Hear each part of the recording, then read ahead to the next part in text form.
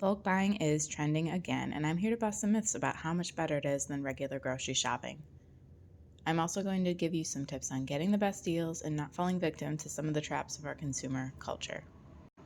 I'm Willow at Two Toe Farm, and here I've broken down where I buy, what I buy, and when it actually makes sense to buy in bulk.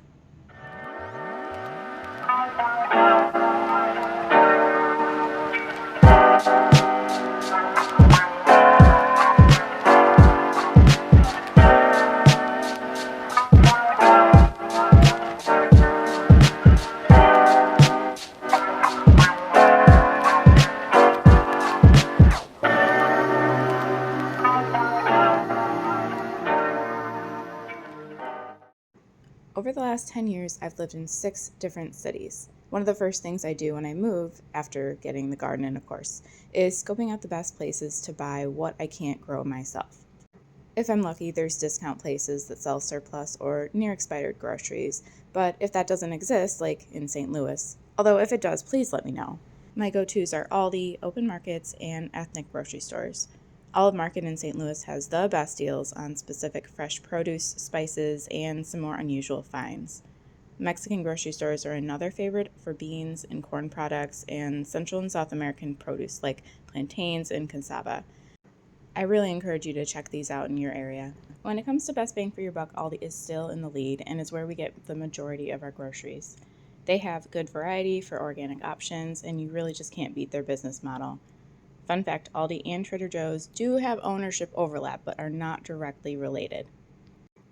Since Aldi is limited on what they have, you will have to search elsewhere for certain things. Check your local chains, ethnic food stores, and co-ops.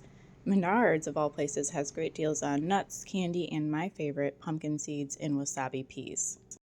Whole Foods has decent organic flour and other basics with their store brands. One item I had a really hard time finding a good deal on was wheat berries. I was only finding them for $5 to $10 a pound, which, considering that ground organic flour is about $1 a pound, makes it hard to justify grinding my own flour. And that's how I ended up committing to an Azure Standard order. I started digging through their website and comparing prices for all their staples. And this is where I dork out a little bit with Google Sheets, saving you a little bit of time. I'll leave a link to my website where I detail these items. I made my first Azure Standard order this month, which included wheat berries, corn, oats, chickpeas, and beets, and I was very pleased with the process. Now, let me break down some misconceptions about bulk buying. Membership stores like Costco actually don't have many good deals on groceries and often mask this with large displays and warehouse vibes. They also tend to overpackage things, wrapping multiple layers of plastic like Russian nesting dolls for serving sizes. Those clamshell apple containers make me cringe. We did used to get a few staples like canned beans and shelf-stable milks, but even dog food is cheaper through Chewy now. Now, I will say that if you like a lot of pre-made frozen foods or special snacks, this might make more sense for you. Another thing I've noticed is the temptation to buy something on sale when the sale is only 5 to 15 cents. I catch myself on this all the time. Aldi's seasonal aisle is called the Aisle of Shame for a reason, and there are whole Facebook groups on this topic. Again, sometimes they have great deals there, but don't get caught up in the moment. If you have an impulse to buy something not on your list, walk away. And if you're still thinking about it the next day or the next week, then consider it. Often, if it's something useful but I don't need it, I wait and see if it goes on clearance, but if it sells out before, it wasn't meant to be. Other things to consider is how often do I use this? If I only eat tamales once a year, don't buy bulk corn masa.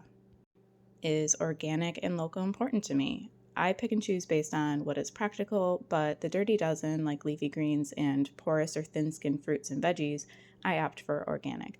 Detroit's Eastern Market was a great place to stock up on local produce like carrots and bell peppers. Are you brand loyal? Coffee is a non-negotiable for us, and we have our favorite local coffee shop, Revo Cup, and we visit this weekly and get all of our ground beans there. Are there multiple uses for certain items? I use whole blue corn to grind up corn masa, cornmeal, and corn flour to make tamales, tortillas, chips, and cornbread. Another thing to consider is do you have storage space to put bulk stock items, and is it easy to get to?